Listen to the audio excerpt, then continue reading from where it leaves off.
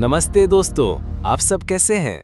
हमारे रामायण कथा यात्रा में हम एक और अद्भुत और अत्यंत महत्वपूर्ण चरण पर पहुंच गए हैं। पिछले एपिसोड में हमने देखा कि हनुमान जी ने अपनी शक्ति को पहचानकर 100 योजन के समुद्र को कैसे पार किया।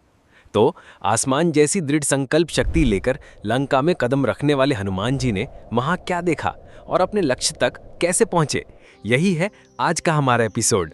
तो बिना देर किए कहानी में प्रवेश करते हैं, लेकिन जाने से पहले सभी एक बार चैनल को सब्सक्राइब करें और पास वाली घंटी को दबाएं।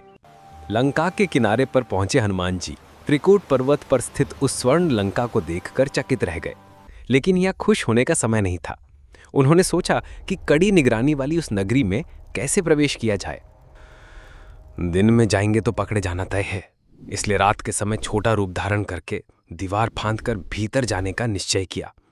जैसे ही हनुमान जी मुख्य द्वार के पास पहुंचे, लंका की पहरेदार लंकिनी नामक एक भयंकर राक्षसी ने उन्हें रोक लिया। कौन हो तुम? मेरी अनुमति के बिना अंदर घुसने की कोशिश करते हो? उसने जोर से चिल्लाकर कहा। हनुमान जी ने बुद्धिमानी से कहा कि वे केवल शहर देखने आए हैं, पर वह नहीं मानी और आक्रमण कर दिया।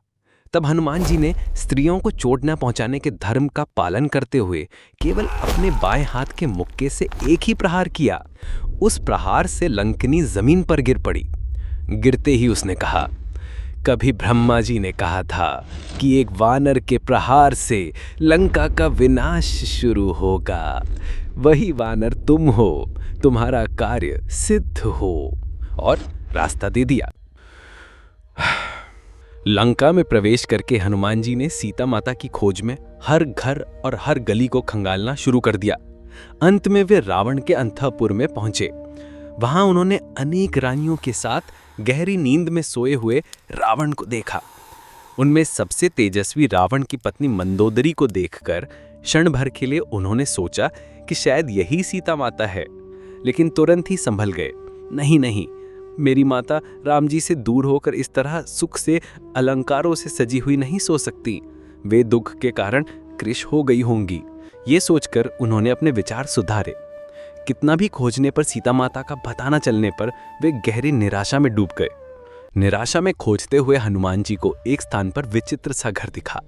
उस घर के सामने तुलसी का पौधा था। द्वारों पर शंख और चक्र बने हुए थे और भीतर से धीमे स्वर में राम राम का नाम सुनाई दे रहा था। राक्षसों के नगर में ऐसे धर्म चिन्ह वाला घर देखकर हनुमान जी के मन में आशा जागी। यह जानकर कि ये रावण के भाई विभीषण का घर है, उनके मन में खुशी हुई। अरे वाह, इस राक्षस नगरी में भी एक धर्मात्मा है। पूरे नगर में खोज करने पर भी सफलता न मिलने पर हनुमान जी को रावण का प्रिय अशोक वाटिका याद आया। उन्होंने सोचा कि सीता माता को बंदी रखने के लिए यही उपयुक्त स्थान होगा और वहां पहुंच गए। एक बड़े अशोक वृक्ष पर चढ़कर नीचे देखा। वहां भयंकर राक्षसी स्त्रियों की पहरेदारी में जमीन पर बैठी हुई एक दिव्य रूप वाली स्त्री दिखाई दी। वे उपवास से कमजोर हो गई थी, मैले वस्त्र पहने हुए और वर्षा में भीगी हुई कमल की डंडी जैसी लग रही थी। फिर भी उनके तेज में कोई कमी नहीं थी। वे निरंतर राम जी को याद करते हुए आंसू बहा रही थी। उन्हें देखते ही हनुमान जी ने पहचान लिया। ये ही है सीता माता। मेरे प्रभु ने बताए सभी लक्षण इन्हीं में हैं। अपनी माता को देखकर खुशी और उनकी दुर्दशा देखकर दुख, ये दोनों भाव एक साथ उमड़ आए। हनुमान जी की खोज सफल हो गई। देखा आपने, कितनी भी बाधाएं आईं, हनुमान जी ने हार नहीं मानी और अपने लक्ष्य को पा लिया। लेकिन सीता माता को ढूंढ लिया, अब उनसे बात कैसे करेंगे? राक्षसियों के बीच में उन्हें अपना परिचय कैसे देंगे? यही हम अगले एपिसोड में देखेंगे। हमें उम्मीद है कि आपको यह कहानी पसंद आई होगी। अगर पसंद आई तो इस वीडियो को लाइक करें, शेयर करें, चैनल को सब्सक्राइब करें और पास वाली घंटी को दबाएं। फिर मिलेंगे। नमस्ते। जय श्री राम।